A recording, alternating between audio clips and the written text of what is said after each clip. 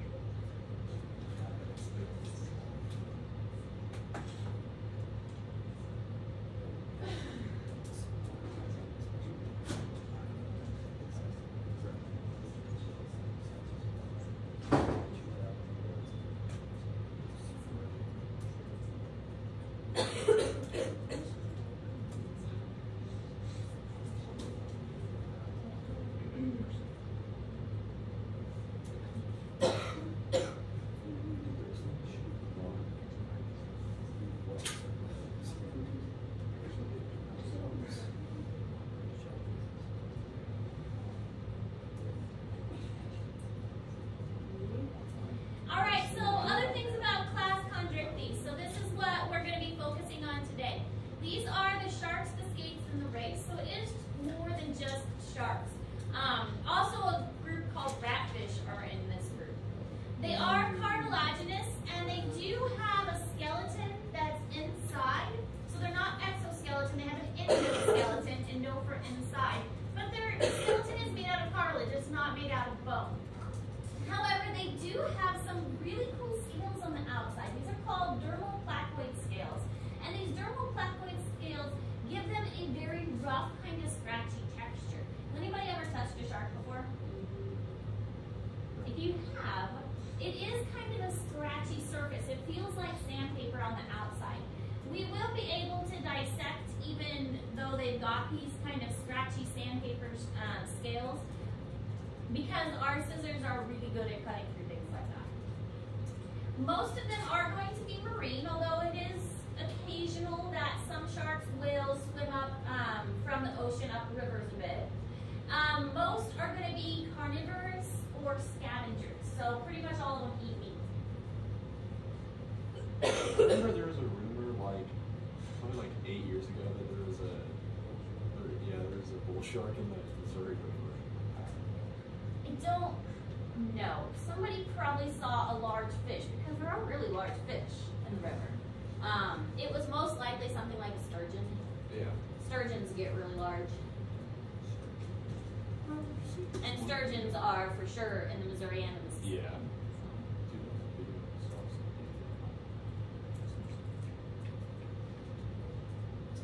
When I worked for the Missouri Department of Conservation, I went out on the Mississippi and we caught sturgeon. It was really fun. Caught a couple of paddlefish too.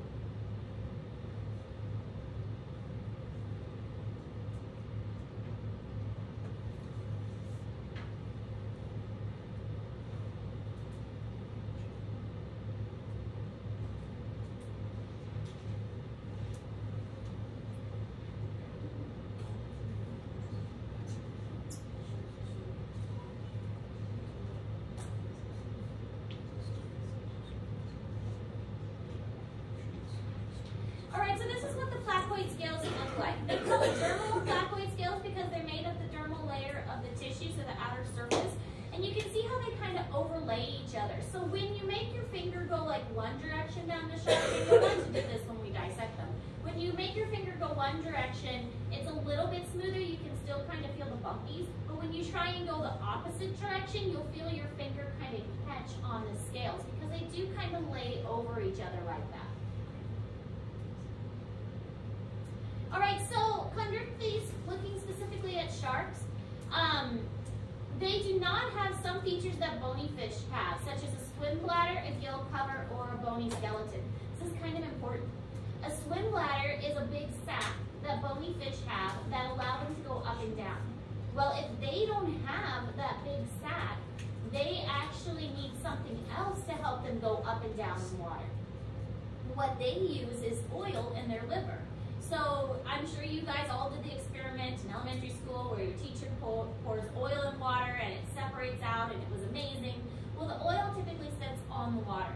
So if a shark has an oily liver, then that means it's going to be less dense than its surroundings and it's going to be able to move up through the water. So when we dissect the shark, it's going to be very oily. It's going to be very slippery.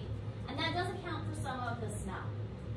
Now, the fact that they don't have a gill cover is also really important. The gill cover allows for breathing. It allows them to bring the water into the mouth and over the gills. Bony fish are able to do that. Sharks cannot. So sharks have to continuously swim in order to breathe. That's how they get the water to their gills. They have their mouth slightly open, they swim forward, and that pushes the water over their gills. So if a shark stops swimming, it stops breathing. So sharks have to continuously swim, otherwise they can't breathe. At least a little bit. Otherwise they're not able to breathe. Now, bony fish, because they have the gill cover, they can create like a suction, kind of like a suck straw kind of, to bring that the water in. But sharks aren't able to do that. So. Do fish sleep? They do. How do sharks sleep? Sharks will partially shut off part of their brain in order to sleep, but they do still have to keep moving. So if you ever go to an aquarium, and they always have like a shark tank at aquariums because they're super cool, pay attention to the sharks. The sharks are not stopping, they're all swimming. Or they might stop just really briefly. Shark teeth are actually modified placoid scales. So they're not teeth like we have teeth or other animals have teeth. And it's very cool because they do have several rows. The rows are kind of like rotating through, and that's why shark teeth are so common to find on a beach or something, because they're constantly replacing their teeth. Old teeth fall out, new teeth come in. We'll look at a picture in a moment, but it's kind of like almost on a conveyor belt. It's constantly rotating through. The largest sharks are actually filter feeders. So not all sharks are dangerous predators that are good. They're all predators. They all eat something. But filter feeding is something you're going to see in like the whale whale shark, where it gulps in large amounts of water and filters out little animals from it. Many of them can sense electricity to help them detect prey, because all living things give off a little bit of electricity. It's just kind of natural for us. And so they have a sensory organ on the tip of their nose that allows them to detect electricity in the water. Water, of course, is a great conductor for electricity, so they're able to detect when something is nearby. This is what the teeth look like. So here's a jaw kind of cut in half, and you can see here's the new teeth in the back that are developing, and they're going to kind of rotate outwards. Here are the teeth that are currently being used, and this one is an old broken one that's going to break off soon. So they're constantly made back here, and they rotate out. So here we can see the same thing where we have teeth that are in rows, and these are the new teeth that are rotating out, and these are the old teeth that are going to fall off very soon, with the new teeth constantly rolling out. So kind of neat that they have all those rows of teeth. Here are some examples of different types of sharks and the comparison of size. The basking shark is the largest, and it's about 33 feet long. Here it is in comparison to a great white shark. Great white sharks are well known because they are pretty aggressive and they do attack. I mean, shark attacks aren't terribly common, but they're common enough that swimmers in the ocean need to be careful. The megamouth shark and then the nurse shark. Now the dogfish shark that we're going to be looking at, it's about this big, okay? So it's a good size, and it's just a small shark species. It is an adult, so we're probably going to find some interesting things in the stomach when we dissect it. It's just not a large shark. So you can see even this one, this is the nurse shark. This one's 13 feet to kind of give you an idea. Do you have a question? No. Okay. Sometimes when you guys stretch, I can't tell. Now, if we're looking at overall, there is fossil evidence of a megalodon shark. The megalodon, and see, this is where it gets a little tricky. Because they don't have bones, it's hard to find more than their teeth.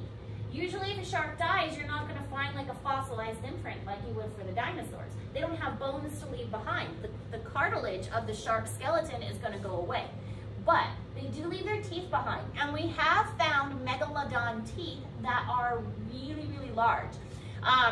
Unfortunately, we don't have a lot of good examples. When I was teaching at my other school, we had fossil box, and they actually had a megalodon tooth in the fossil box, which was really cool.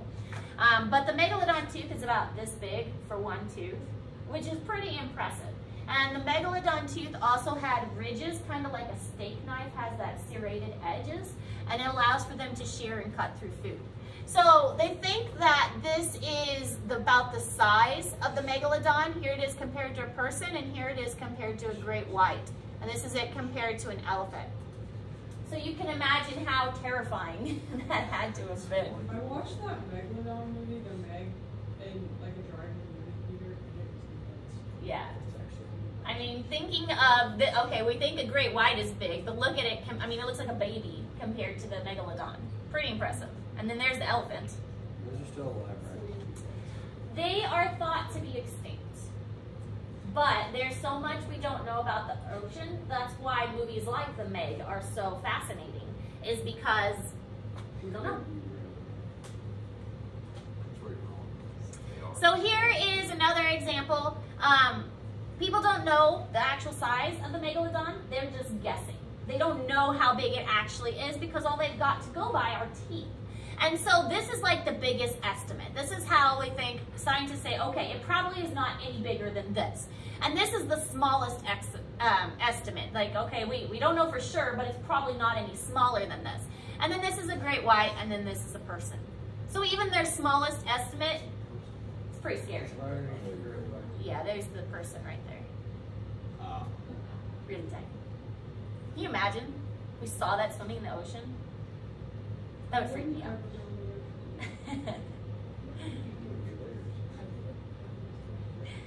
All right, any questions about any of that before we talk about sharks and skates? I wouldn't be worried. I mean, skates and rays. That wouldn't be swimming out of the actually. Okay, so skates and rays. These typically live on the ocean floor in shallow waters. That's why their body is flattened. And they're going to be found in kind of the coral reef area, close to the shorelines, because they don't really like those deeper waters. They have blunt teeth, so their teeth is not very sharp, but they do have multiple rows of teeth like we saw in the sharks, and they do have that cartilaginous skeleton as well. They're going to eat invertebrates that are floating in the water or found in the dirt, and their pectoral fins, the pectoral for think of like the arm area, those are flattened into kind of wings, and that's why it's called a ray, because it kind of makes that flattened ray. There's also kites, which are again that flattened shape. Some of them do have a venomous spine, and do you guys know Steve Irwin? Yeah. Okay. Steve Irwin was a big deal when I was young. I grew up with Steve Irwin, and when he died, it was like the most traumatic thing. I loved Steve Irwin because I loved animals, and that was my childhood. And he was always going after these venomous snakes and this dangerous crocodiles, and then he gets stung by a stingray. And we go to zoos and we pet stingrays. I mean, there's a stingray touch tank at the Kansas City Zoo. And so it's just amazing to think that this amazing guy who like faced death every day with these dangerous animals gets killed by a stingray. It also shows though that even though you think animals aren't that dangerous, they have the potential to be. So you should respect all nature. It just so happened that the venomous spine caught Steve Irwin right in the heart, and so it was just really unfortunate. If it had caught him anywhere else, he probably would have been okay. But it was just where it was located right in his heart that caused him to die. So now you have a burning vengeance for stingrays. I know. Actually, I've gone to aquariums and touched them before. They're really cool because you can feel that plaque. You can feed them too. Like there was one aquarium we went to in Denver, and you can buy food and then you hold it there, and then they come by and they like swoop out and take it. I don't know if you can feed them at do full that. I've never really been to I've been to the zoo, but They have the Stingray Bay at the Kansas City Zoo, but they do have a whole aquarium in Kansas City attached to Legoland. well, there was one Yeah, that I've been to that. we went to. I was like, what is? It's kind of complicated, but it was like a thing. And we went to Washington D.C. and then we went to Baltimore. Well, that's fun. And I guess there's like a really big aquarium in Baltimore that might be. This is really cool. The aquariums are neat, just because we are so landlocked here, and we never get to see animals like that. So it's really Let's kind of fun. go. Field trip? Field trip. What'd you say? Stingrays have a long modified tail which they lash in defense. So it is the stinger is actually more toward the back, and the tail is actually more for just like a protect itself kind of thing.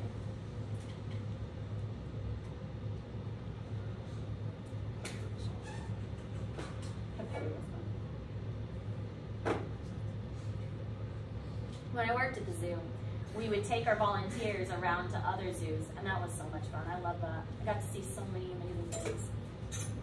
There are parts of the zoo that I definitely miss. Parts that I don't miss. What was the worst job you did? The worst thing I had to do? Yeah. I really liked a lot of it. I mean, the thing that I didn't like was working with, my boss. That's why I left. There were staff changes and it was complicated, but the person who's going to be my boss, I couldn't have that person as boss. He only lasted 2 years after I left. So. But yeah, I really enjoyed a lot about the zoo. The scheduling was bad and the pay was bad. But the pay's not much better being a teacher, so. Anyways, differences between skates and rays. There are a couple differences so that you can tell them apart. Notice that we're talking about an order now because we're in the class Chondrichthyes, and then if we go down to orders, the skates and the rays have different orders.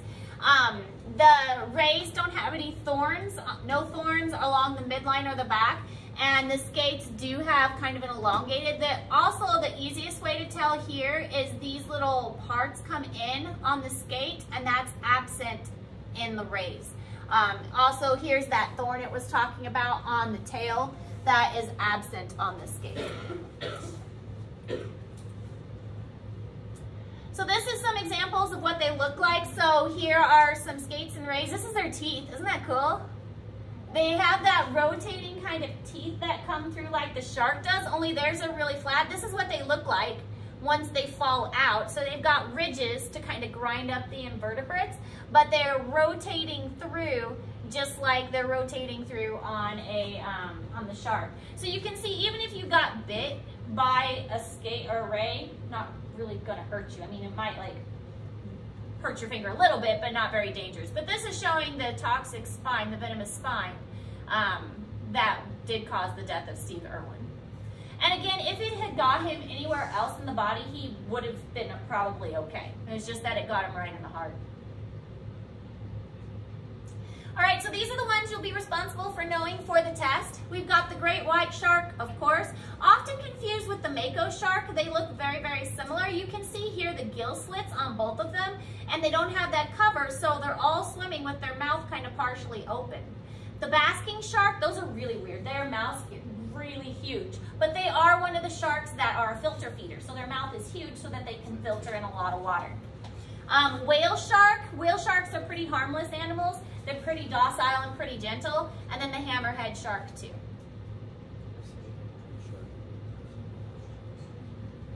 Here's some rays. Here's the stingray. This one probably looks familiar. And the manta ray from Finding Nemo. It's amazing how many of the ocean things you guys remember from Finding Nemo. It's like that and SpongeBob apparently was your background in marine life.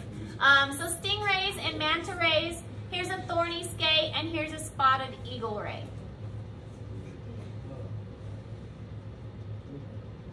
All right, any questions about any of that? Okay, so the only thing due tomorrow is the after-test assignment and the shark dichotomous key. You have the rest of class to work on both of those. We will get our shark dissection prep soon, so we can start preparing for that. Good?